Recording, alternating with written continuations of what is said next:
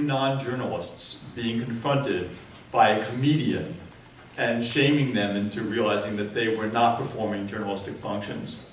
It's worth seeing it. Just look on Google, Jon Stewart Crossfire, and you will see a remarkable and poignant, but also funny, in a sort of black way, example of the importance of and the abuse of the so-called news or stories by non-journalists.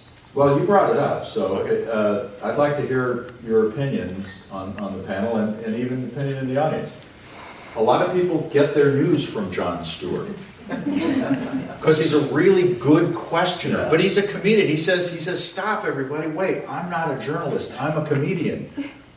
But his show is surprisingly honest. What do you think about that? I mean, he's not a journalist. Well, Will Rogers, I think, actually pioneered that role, and to some extent, Mark Twain, a little less so.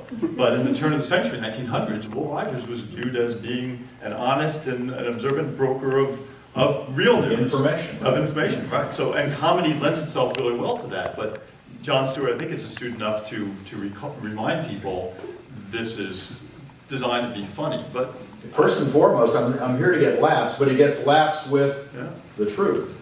Now, I should tell you, there was a poll, I don't know how many of you saw it, about 2 weeks ago in the news, so I don't know if it was accurate, poll in which apparently Comedy Central polled as a more trusted news source. I'm not making this up, I don't think, than Fox, but it was very close to MSNBC and some of the other stations.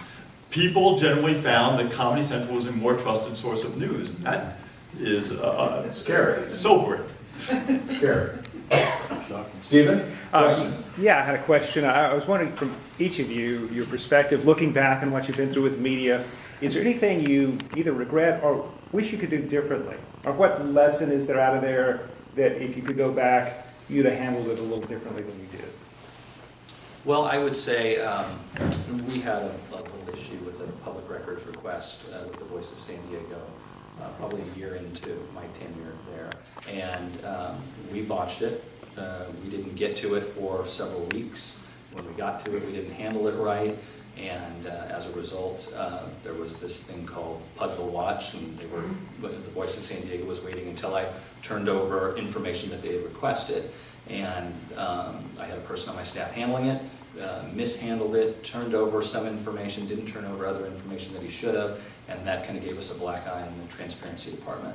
And it wasn't, we weren't trying to deceive anyone, but it was completely mishandled, and we spent a lot of time trying to repair our reputation as being responsive and open and honest, and how one kind of mistake can cause problems within the media community. I don't know how widespread it was really known, but within the media community it became an issue whether or not we were being responsive or not. Did y'all quickly come out and say this is how it is, and into the issue, or well, did it take time?